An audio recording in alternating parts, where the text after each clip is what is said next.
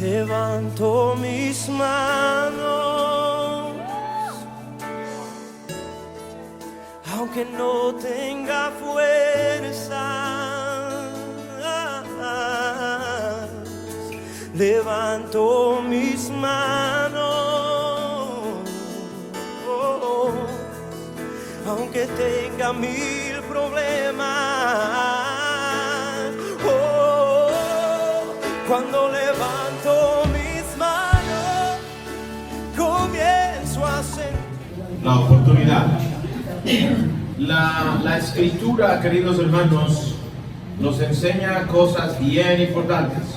Y nosotros en nuestra vida cristiana, pues tenemos cosas por las cuales ser cristianos. En alguna manera habrá personas que no tienen la noción de por qué somos cristianos. Pero nosotros sabemos por qué. Y en este día yo quisiera que estudiemos más acerca del asunto. Vamos a estar leyendo en Tito. Tito capítulo 2.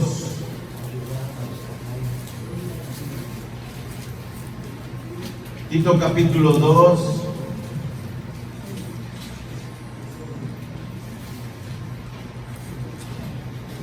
En el versículo 11 al 14.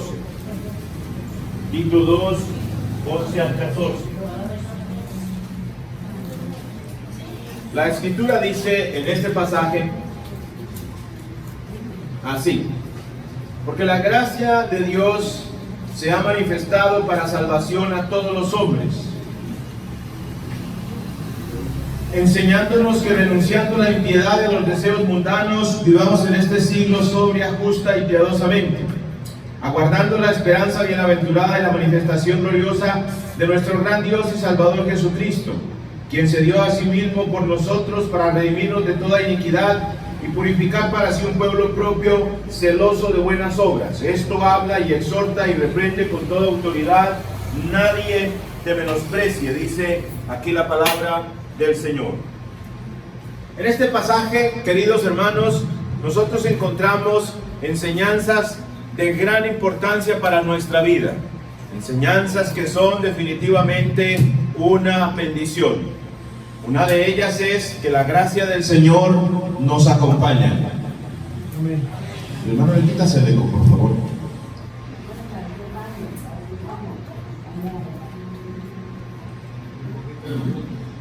Aló, aló. Esto sin eco es mejor. ¿A ustedes les gusta el eco?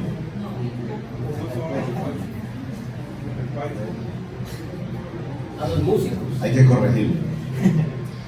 La gracia de Dios. Motivaciones. 5 motivos por los cuales ser cristiano es lo mejor. 5 motivos por los cuales vivir la vida cristiana es una bendición. El primero es la gracia de Dios. La gracia del Señor, en el versículo 11, dice que la gracia del Señor se ha derramado para salvación a todos los hombres. Es decir, cualquier persona en el mundo puede ser salva. Usted o yo, cualquiera. Todos los que habitan en Cuba, todos los que podamos llegar con el Evangelio, el propósito de Dios es que sean salvas todas las personas. Y la gracia de Dios, hermanos, es simplemente, o de una manera muy especial, muy grande, es Dios haciendo por nosotros lo que usted no es capaz de hacer. Es Dios salvándole del castigo que usted se merece, porque bien que se lo merece, o diríamos así, bien que no lo merecemos. Porque hemos pecado contra Dios, y cada uno de nosotros sabe que es verdad. Ninguno de nosotros puede simplemente decir, bueno, yo no he pecado, poco o mucho, pero todos hemos cometido pecado. Eso nos hace dignos de la muerte, y de la muerte segunda, de la condenación. Pero la gracia de Dios se ha derramado para salvación, para usted y para mí. Dios haciendo lo que tú no puedes hacer. Eso es la gracia de Dios. Esto significa salvación. ¿Y salvación de qué? Salvación de todo pecado, salvación de toda iniquidad. Miren lo que dice el versículo 14. Quien se dio a sí mismo por nosotros para redimirnos de toda iniquidad, para limpiarnos de toda iniquidad. Y miren lo que dice el libro de Gálatas capítulo 1, versículo 4. En Gálatas capítulo 1, versículo 4, la escritura dice también algo así muy similar, parecido. El cual se dio a sí mismo por nuestros pecados para librarnos del presente siglo malo conforme a la voluntad de nuestro Dios y Padre. Es decir, que la gracia de Dios se ha derramado para que usted ya no continúe viviendo como hasta el día de hoy ha vivido, por ejemplo, los que no se han arrepentido. Pero en el caso nuestro sería para que hasta el día en que llegamos al Señor ya no viviéramos más como vivíamos. La gracia de Dios se derramó para cambiar la vida de nosotros, para cambiarle la vida a usted, para cambiarle la manera de vivir, la manera de actuar, de ser, de hablar, la manera hasta de vestir, la manera en todo el sentido. La gracia de Dios se derramó para eso, para hacer lo que usted no podía hacer, porque nadie puede por sí mismo liberarse de la esclavitud del pecado, y solamente en Cristo hay posibilidad de salir de la esclavitud del pecado. Romanos capítulo 6, versículo 17 y 18 lo enseñan. Ahora, la gracia de Dios se manifestó a través de Cristo para usted y para mí. Se manifestó hace más o menos unos 2000 años con el nacimiento de Jesús, y se concluyó todo esto con la muerte, sepultura y resurrección de Él en el año más o menos 33, después de muchos años del Señor en la tierra, y por supuesto del ministerio de unos 3 años en ella. Cristo hizo lo que usted no puede hacer: morir por sus propios pecados o pagar por sus propios pecados. Pero el Señor sí fue capaz de pagar el precio. Por eso en 1 Corintios capítulo 15 versículo 3 y 4 la escritura dice: porque primeramente os he enseñado lo que asimismo recibí, que Cristo murió por nuestros pecados conforme a las escrituras, y que fue sepultado y que resucitó al tercer día conforme a las escrituras. Cuando usted mira ese pasaje, usted tiene que mirarse a sí mismo y pensar en que Él hizo algo que usted no es capaz de hacer. Algo que yo no soy capaz de hacer. Yo no puedo morir por mí mismo, o yo no puedo morir por mi esposa, por mis hijos, por mi mamá, o mi mamá no puede hacer eso por mí. Nadie puede. Usted no es capaz. Usted es inútil para rescatarse a sí mismo. Así que necesitábamos que alguien lo hiciera. Y nuestro Dios derramó su gracia para que alguien lo hiciera. En el libro de Hebreos, capítulo 2, versículo 9, la Biblia dice que por la gracia de Dios, Jesucristo gustó la muerte por todos. Él se puso en nuestro lugar, para que usted ya no esté muerto, para que usted no continúe muerto, para que usted no tenga que enfrentar la muerte segunda, de la que habla el libro de Apocalipsis, capítulo 21, versículo 8. La gracia de Dios apareció en este mundo. La gracia de Dios está disponible para todas las personas. Y no importa dónde vive, no importa de qué color es usted, no importa qué lengua habla, no importa cuántos años tiene, no importa si ya está que se muere. Si usted acepta la gracia de Dios puede salvarle. La gracia de Dios está disponible para que usted pueda ser cristiano o cristiana, para que usted pueda vivir. Y el primer motivo por el cual usted debe ser cristiano, por el cual es bueno ser cristiano, es la gracia de Dios. Cuando usted ve a Dios en acción por usted, cuando usted ve a Dios actuando en favor de usted. Miren lo que dice el libro de Efesios, capítulo 2. Efesios 2, versículo 4 dice: pero Dios, que es rico en misericordia, por su gran amor con que nos amó, aun estando nosotros muertos en nuestros pecados, nos dio vida juntamente con Cristo. Por gracia sois salvos. Una cosa que lo debe motivar a usted a ser cristiano, y cristiano fiel, no cristiano tibio, no cristiano de banca, no cristiano rojo, no un cristiano ahí medio de nombre, digamos así, es la gracia de Dios. Porque la gracia de Dios se manifestó para que usted sea salvo, para que usted sea cristiano, para que usted pueda vivir una vida que le agrada al Señor, y una vida que le trae fruto a usted, una vida productiva, una vida que verdaderamente vale la pena vivir, que sirve vivir, que le va a producir la salvación, la vida eterna. La vida cristiana la vivimos para poder vivir con el Señor en la eternidad.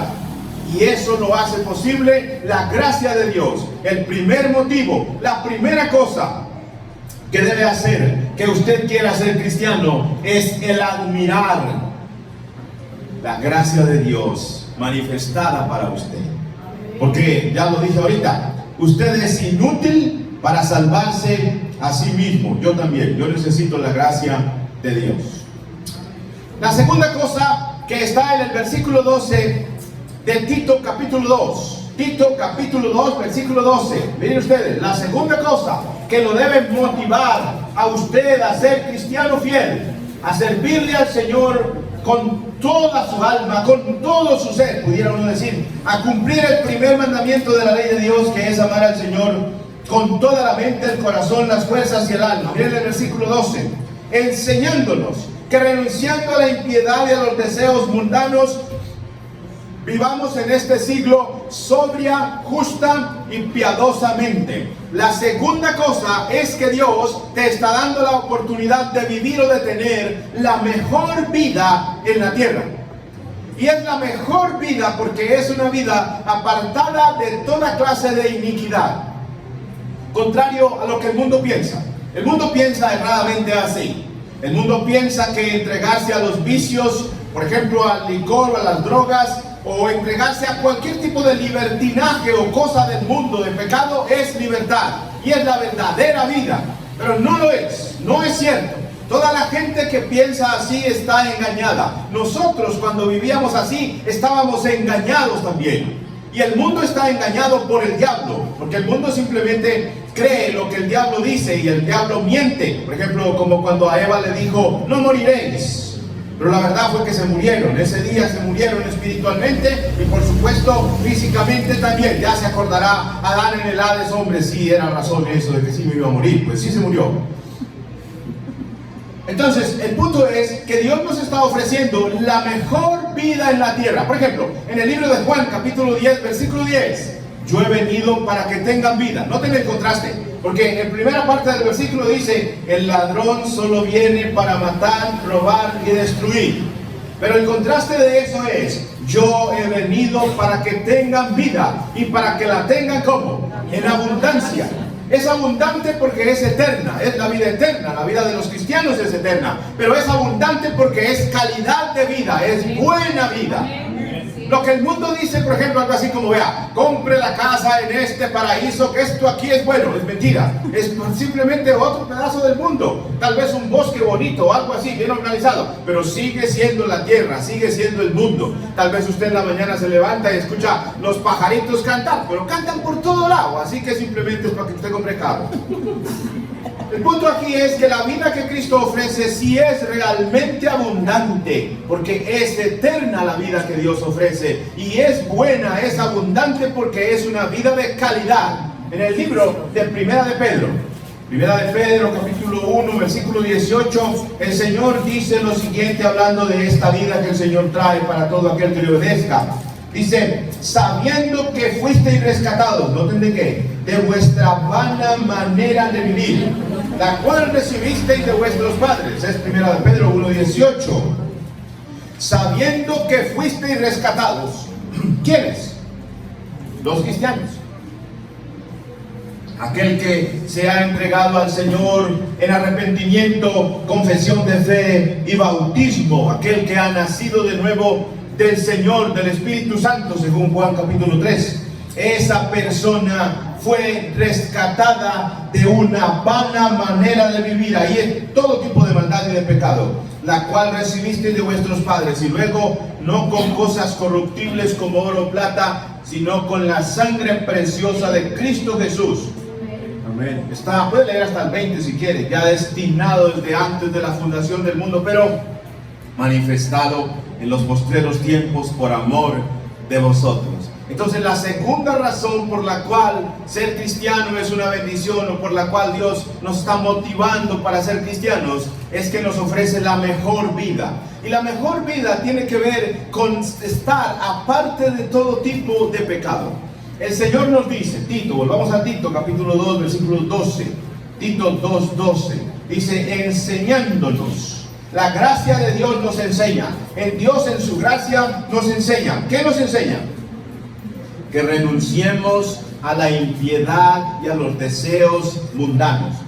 Dios nos enseña lo que tenemos que hacer. que usted y yo tenemos que tomar una decisión respecto de lo malo en la vida, que nosotros debemos quitar, renunciar a la impiedad, a la maldad. Miren lo que dice el libro de Romanos, capítulo 1. Libro de Romanos, capítulo 1, miren el versículo 18. Porque la ira de Dios se revela desde el cielo contra toda impiedad e injusticia de los hombres. Por eso Dios desea que renunciemos a la impiedad. Ahora miren el versículo 18 al 32. Y como ellos no aprobaron tener en cuenta a Dios, Dios los entregó a una mente reprobada para hacer cosas que no convienen. Miren el 29. Estando atestados de toda injusticia, fornicación, perversidad, avaricia, maldad, llenos de envidia, homicidios, contiendas, engaños y malignidades, murmuradores, detractores, aborrecedores de Dios, injuriosos, soberbios, altivos, inventores de males, desobedientes a los padres, necios, desleales, sin afecto natural, implacables, sin misericordia, quienes habiendo entendido el juicio de Dios, que los que practican tales cosas son dignos de muerte. La gracia de Dios nos enseña a renunciar, a quitar de nuestra vida la impiedad, a quitar de nosotros todo ese tipo de maldades en las cuales vivíamos nosotros en otro tiempo. La gracia de Dios nos enseña a quitar de nosotros o a renunciar a los deseos de la carne. En Primera de Juan, capítulo 2, versículo 15, no améis al mundo, ni las cosas que están en el mundo. Si alguno ama al mundo, el amor del Padre no está en él. Porque todo lo que hay en el mundo, los deseos de la carne, los deseos de los ojos y la vana gloria de la vida, no provienen del Padre, sino del mundo. Y mire el 17. Y el mundo pasa y sus deseos, pero el que hace la voluntad de Dios, ese es el cristiano. Ese es el que se arrepintió y se bautizó. El que hace la voluntad de Dios permanece para siempre. Dios quiere que usted permanezca para siempre y por eso nos enseña a renunciar a todo tipo de impiedad. En el libro de Primera de Pedro, capítulo 2, versículo 11. Primera de Pedro 2, 11 dice la palabra de Dios así: amados, yo os ruego como a extranjeros y peregrinos que os abstengáis de los deseos carnales que batallan contra el alma. El Señor nos enseña a hacer eso. Y miren en 1 de Pedro, capítulo 4, versículo 1 al 3. Puesto que Cristo ha padecido por nosotros en la carne, vosotros también armaos del mismo pensamiento. Pues quien ha padecido en la carne, me encanta como termina este versículo, terminó con el pecado. Para no vivir el tiempo que resta en la carne conforme a los deseos de los hombres, sino conforme a la voluntad de Dios. Basta ya el tiempo pasado para haber hecho lo que agrada a los gentiles. La gracia de Dios nos enseña. Dios dice: renuncie a la impiedad y a los deseos mundanos. ¿Para qué? Para que pueda vivir realmente una vida que verdaderamente produce salvación, bendición y gozo eterno, queridos hermanos. Pero nos toca tomar la decisión de renunciar. Usted es el que la tiene que tomar. Yo tengo que tomarla. Yo debo decidir dejar de vivir impíamente y comenzar a vivir piadosamente. Para tener la mejor de las vidas, la vida que de verdad tiene un propósito, la vida que vale la pena vivir y perseguir, la vida por la cual vale la pena esforzarse a vivir, uno tiene que ser sobrio, y tiene que ser justo, y tiene que ser piadoso. Noten el versículo. Estamos en Tito, capítulo 2, versículo 12. Dice: enseñándonos que renunciando a la impiedad y a los deseos mundanos, noten lo que sigue, vivamos en este siglo. ¿Cómo? Sobriamente, dice el versículo, sobria, justa y piadosamente.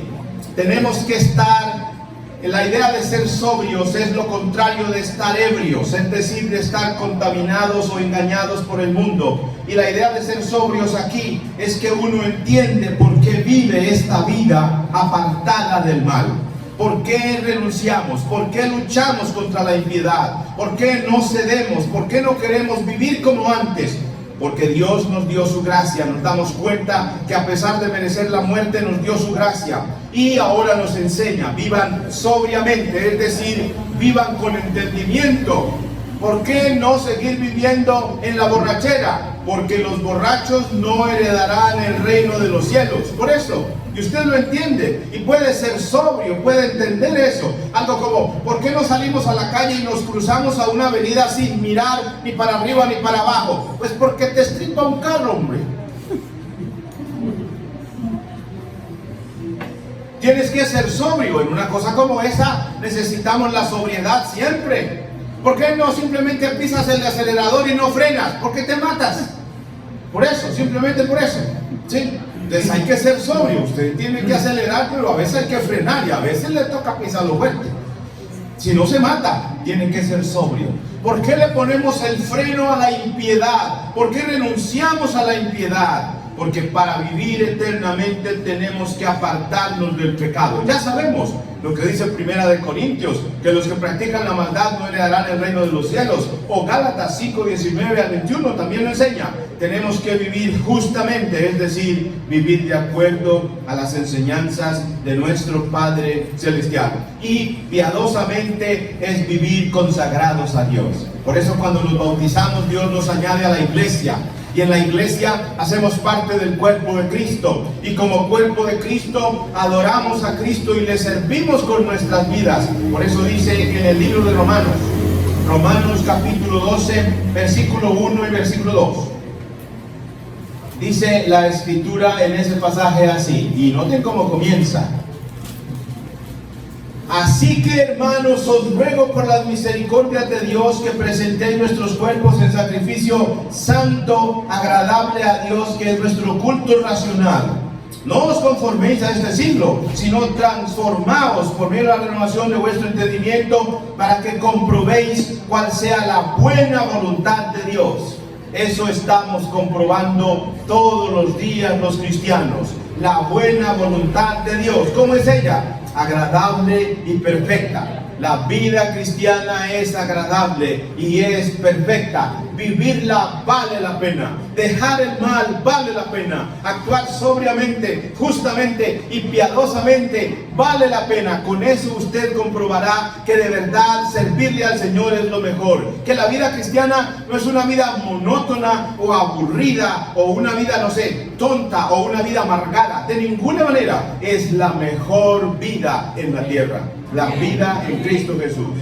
La mejor vida en la tierra se nos ofrece por la gracia de Dios. Y se nos ofrece para que usted y yo la vivamos con alegría, queridos hermanos. Entonces la primera cosa es, ¿qué nos debe motivar? La gracia de Dios. La segunda cosa es la mejor vida en la tierra. Ahora miren el versículo 13. Estamos en Tito, capítulo 2, versículo 13 ahora. Tito 2, 13.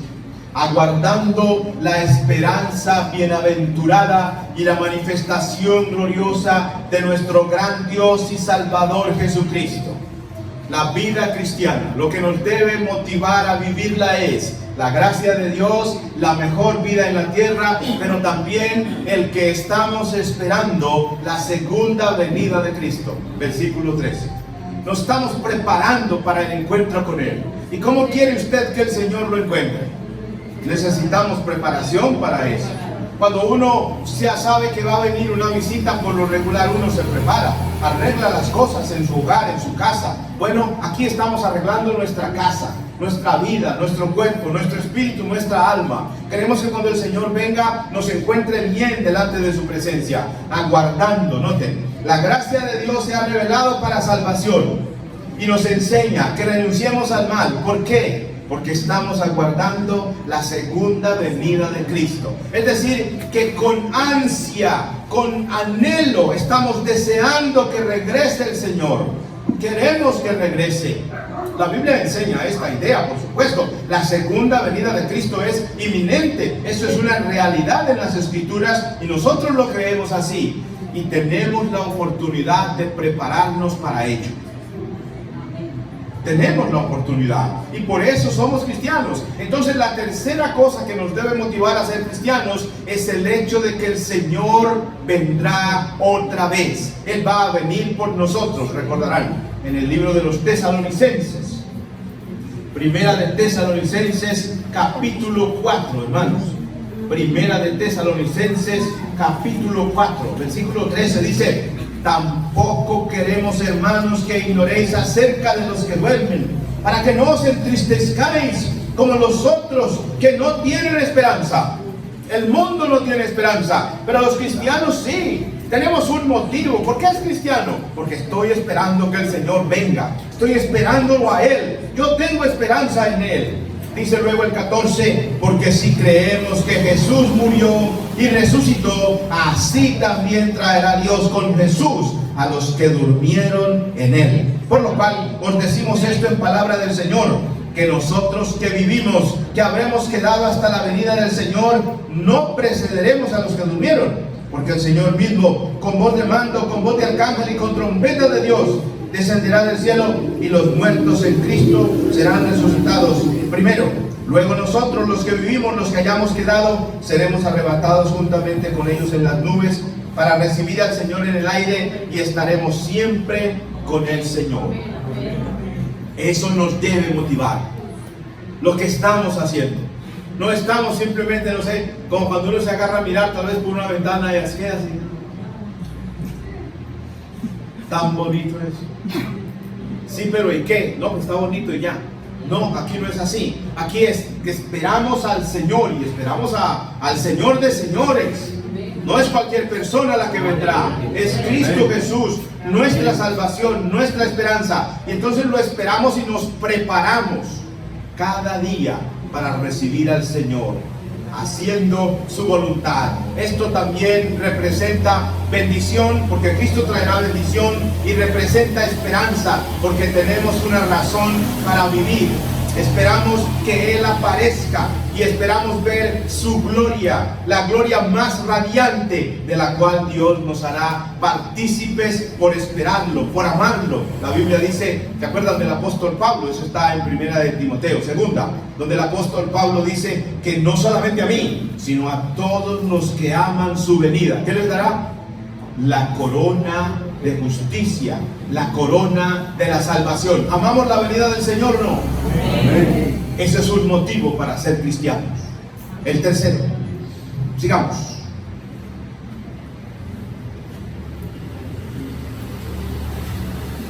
Otra cosa que nos debe motivar para ser cristianos, volvamos a Tito 2, ahora miren el 14. Quien se dio a sí mismo por nosotros para redimirnos de toda iniquidad. El sacrificio de Cristo fue un sacrificio propiciatorio. Él murió en mi lugar. Él murió en nuestro lugar. Él murió en tu lugar. Tú o yo deberías haber estado en la cruz, colgado o crucificado, yo creo con clavos más largos, porque nosotros sí somos culpables del pecado. Entonces en la cruz deberían de haber puesto a Cirilo, ¿o no? ¿Cierto que sí? Más largo todavía. Más largo. Amén. Bueno, así no, amén no, porque sería que lo maten. No. Amén no. Bueno, pero en la cruz debió haber estado, ¿cómo se llama usted, hermanita? Milena. La hermana Milena. Allá debió haber estado colgada, clavada en la cruz. ¿Por qué? Porque ella sí ha pecado. Cirilo también, yo también, así que yo también. Yo no quería dejarla ahí de lado. Yo también debería de estar allá. ¿Cierto que sí? Usted también. Ponga su nombre ahí. Cuando usted mira a Jesús en la cruz, usted está viendo a alguien que está ocupando su lugar. Y aquí no es como cuando uno se sube al bus y usted se da cuenta, usted está en mi asiento. ¿Y qué hace? Por favor, muévase. Y hasta se enoja uno. ¿Sí o no? Usted está en la silla mía. Yo no sé si a veces aquí en la iglesia también uno reclama la silla. ¿Cierto? Pero noten acá. Acá está Cristo crucificado. Y usted lo mira a Él. ¿Y quién quiere reclamar ese lugar? ¿Quién quiere decirle, Señor, quítese usted y cláveme a mí? ¿Usted? ¿No? Ninguno quiere. El del bus sí, yo es que yo pague por eso. En el del Calvario, en la cruz no es que yo esté pagando por usted. Entonces, gracias Señor, porque estás pagando por mí. Cuando usted mira la cruz, usted debe mirarla pensando, el que estuvo ahí estaba ocupando mi lugar, el lugar que yo me merezco, el lugar que me corresponde a mí, lo tomó Él para que yo no sea condenado. Jesús se dio a sí mismo por nuestros pecados. Miren lo que dice el libro de Hebreos. Hebreos capítulo 9, versículo 25. Hebreos 9, 25 dice así: y no para ofrecerse muchas veces como entra el sumo sacerdote en el lugar santísimo cada año con sangre ajena. De otra manera le hubiera sido necesario padecer muchas veces desde el principio del mundo. Pero ahora en la consumación de los siglos se presentó una vez para siempre por el sacrificio de sí mismo para quitar del medio el pecado. Y de la manera que está establecido para los hombres que mueran una sola vez y después de esto el juicio. Noten el 28. Así también Cristo fue ofrecido una sola vez para llevar los pecados de muchos. ¿Quiénes son esos muchos? Nosotros somos esos muchos. Para llevar los pecados de nosotros, y aparecerá por segunda vez sin relación con el pecado. Entonces la cuarta cosa que le debe motivar a usted para ser cristiano es el ver a Jesús condenado por usted. Por eso cuando tomamos la cena del Señor los domingos, uno no debe perderse ese momento, porque uno está diciendo, el Señor estaba en mi lugar, yo debería haber estado allá, los clavos me los merezco yo, pero Él los tomó por mí. Por eso yo debo ser agradecido con Él y debo conmemorar su muerte, sepultura y resurrección. Debo acordarme que Él llevó en su cuerpo mi pecado sobre el madero. Debo acordarme que Él derramó su sangre por mí. Es decir, la muerte de Cristo no es la muerte de cualquiera, no es la muerte de un ladrón, no es la muerte de un homicida, no es la muerte de tanta gente que matan todos los días. Todos los días vemos eso, mataron, era ladrón, era homicida, era adúltero, lo mataron. ¿Y a quién le duele? A la pobre mamá, a uno ni le duele. Pero la muerte de Cristo fue por usted, por el adúltero que ha sido usted, o el fornicario que fui yo, o el ladrón que fui yo, o el mentiroso, o el brujo. ¿Algún brujo aquí? ¿Fue algún brujo? No. El punto es, Cristo murió en su lugar, en mi lugar. Y eso, hermanos, nos debe motivar a ser cristianos. Y cristianos fieles, cristianos de verdad, cristianos comprometidos. Algo así como, ¿quién más va a morir por usted? ¿Quién va a morir por usted? Fernando. Nadie, yo no lo voy a hacer. Yo no lo voy a hacer. Ahora, ¿va a morir usted por mí? ¿Moriría usted por mí? ¿Sí vio que no? Pues yo tampoco. Pero el punto es que no puedo. Ahora, el punto es que no puedo. Yo no puedo rescatarlo a usted. Tal vez hasta quisiera. Bueno, Fernando, la cosa está dura, pero ¿de cuánto es el clavo? Sí, pero no puedo, Fernando. No te puedo rescatar. Solamente Cristo pudo. Miren lo que dice. Libro de Romanos, capítulo 5. Libro de Romanos. Aquí hay 4 palabras bien interesantes. Romanos capítulo 5, versículo 6. Dice, porque Cristo cuando aún éramos, ¿qué cosa? Débiles. La primera es débiles. A su tiempo murió por los impíos. ¿Quiénes eran esos? Ciertamente apenas morirá alguno por un justo. Con todo pudiera ser que alguno osara morir por el bueno. Mas Dios muestra su amor para con nosotros en que siendo ¿qué? Aún pecadores, Cristo murió por nosotros. Y miren el versículo 10, porque si siendo enemigos, 4 palabras hay ahí que hablan de lo que éramos. En primer lugar, débiles, impíos, pecadores y enemigos de Dios por culpa de nuestro pecado. Y el Señor murió, noten el 8, mas Dios muestra, ¿cómo? El amor por ti y por mí, en que siendo aún débiles, impíos, pecadores y enemigos, Cristo murió por ti. Por eso el sacrificio de Cristo debe motivarte a vivir para Él, a servirle a Él, porque ese sacrificio también fue aquel con el cual Cristo te compró. ¿Cuánto daría usted por mí? Usted, hermanita, ¿cuánto ofrece? No te digo ¿cuánto dan por él? Por el hermano Renato. ¿Oíste que un cuy? ¿Cuánto dan? ¿Cuánto dan? Nadie da 5 centavos por Renato. Nadie los da. ¿Quién da más? Pero noten, lo leíamos ahora.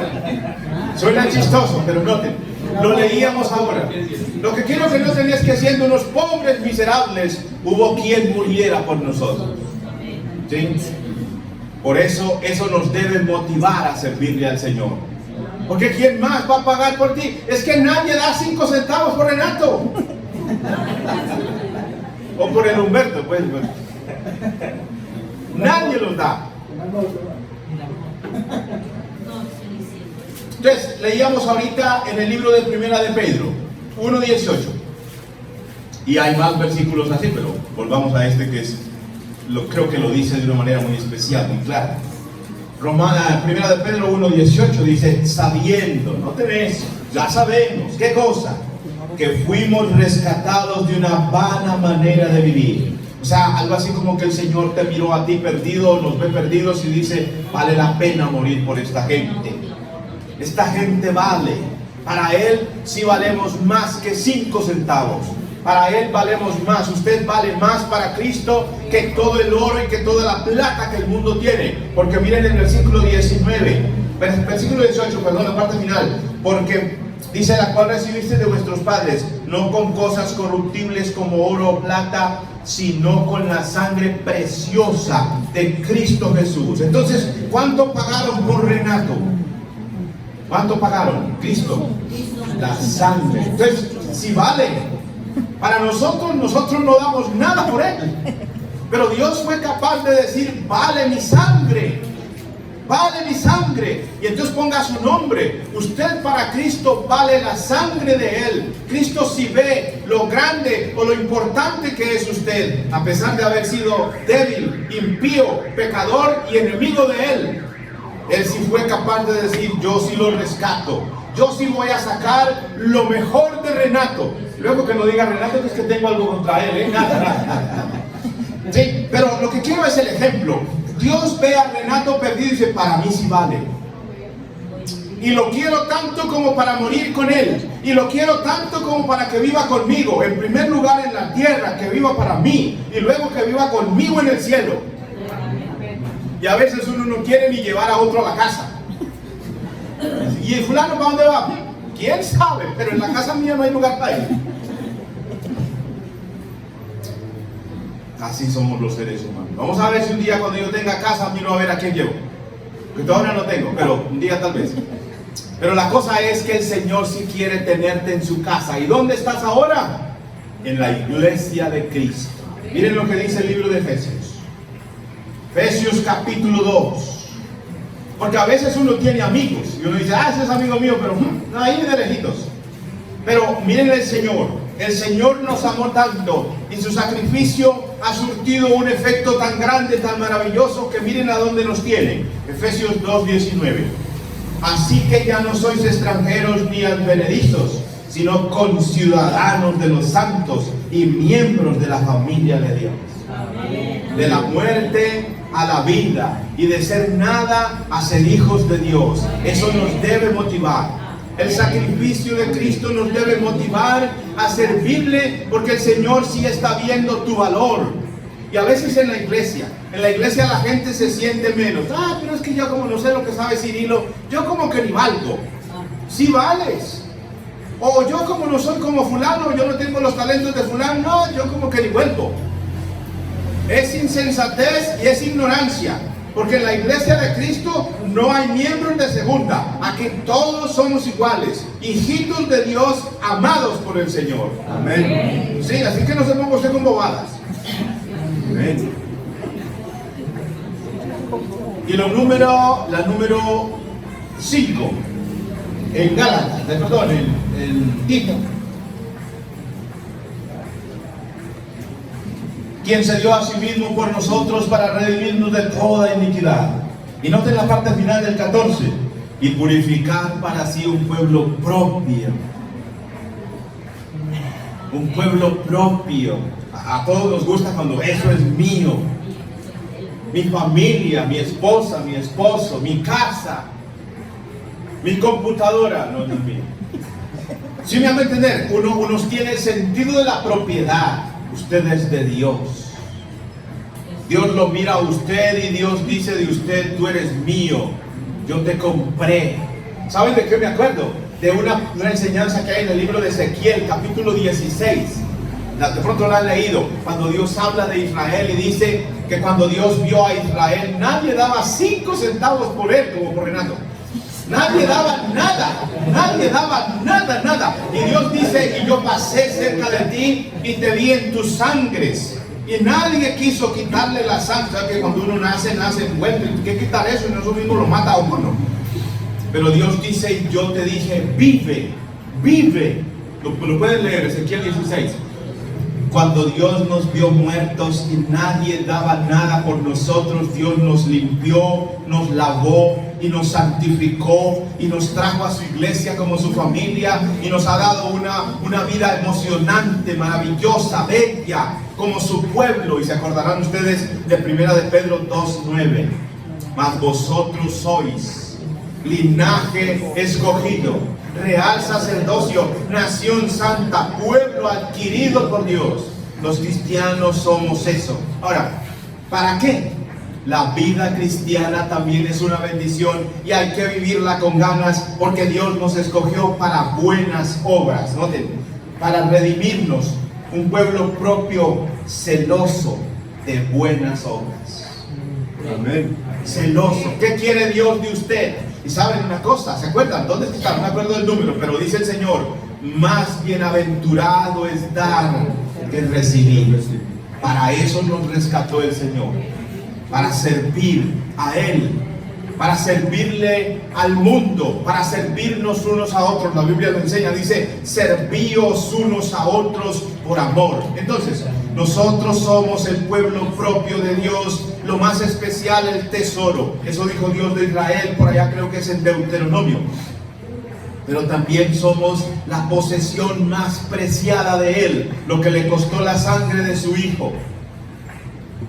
Eso lo dice en 1 Corintios 6, 19 y 20 y Hechos 20, 28. Él compró su sangre, su especial tesoro. Aquí está Éxodo 19, 5.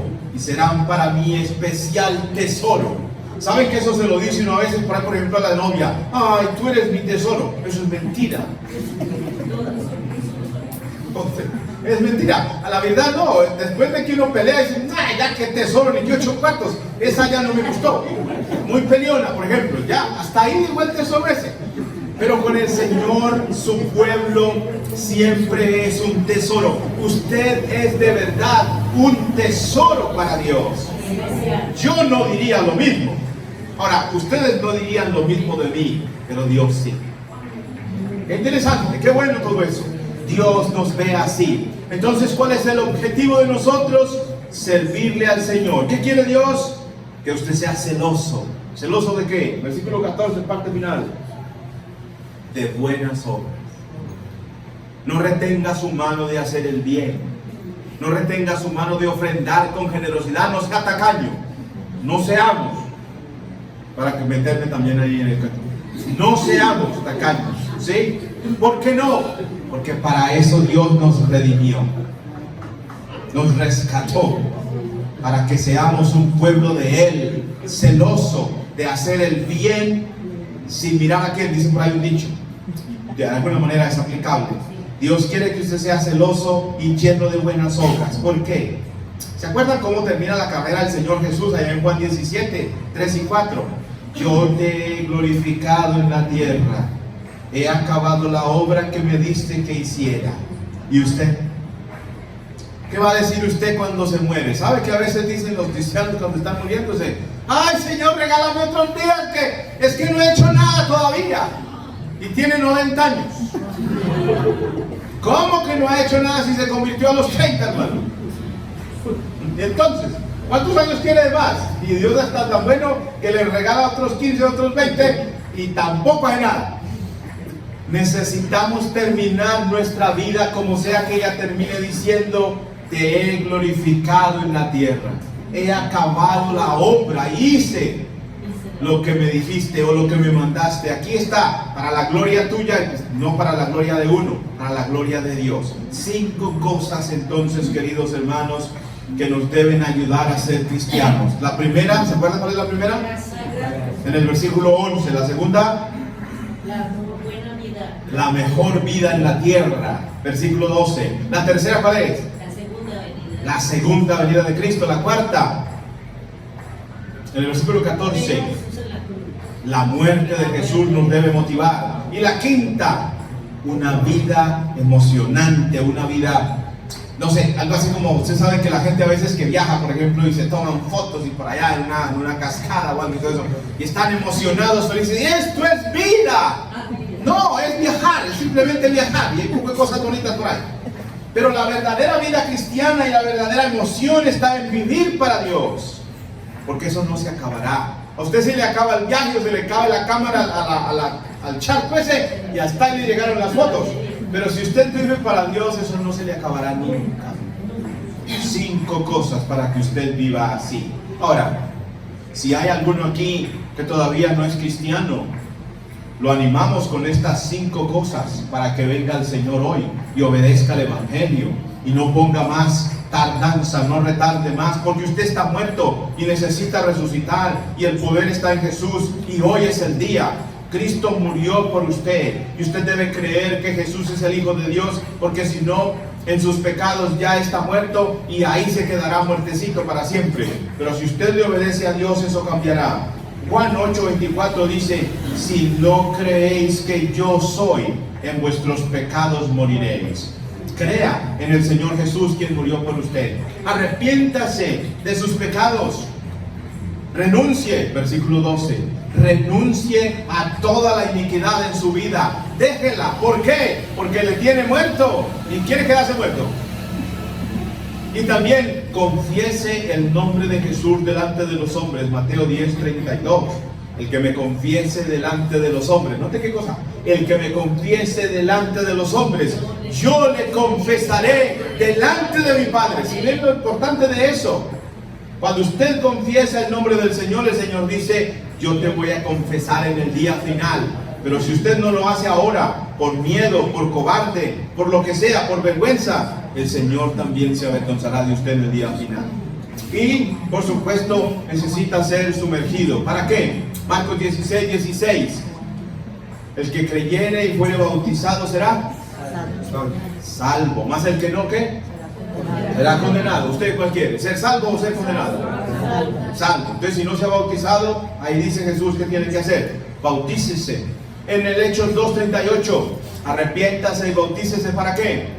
Para perdón de los pecados. Miren qué bendición es el bautismo. No es una cosa ahí simplemente por mojarse, es una bendición, es obedecer a Dios. Es para perdón de pecados y recibir el Espíritu Santo para ingresar en la iglesia del Señor. Y luego viva la vida cristiana. Hechos 2:41 y 42. Así que los que recibieron su palabra fueron bautizados y se añadieron aquel día como 3,000 personas. Y perseveraban en la doctrina de los apóstoles, en la comunión unos con otros y en el partimiento del pan. Eso necesitamos seguir haciendo aquí en Cuba. Que el Señor los bendiga. Amén.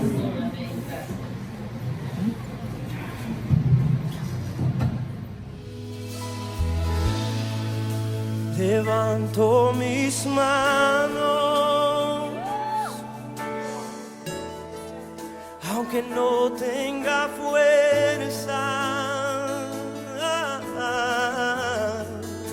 Levanto mis manos, aunque tenga 1000 problemas. Cuando levanto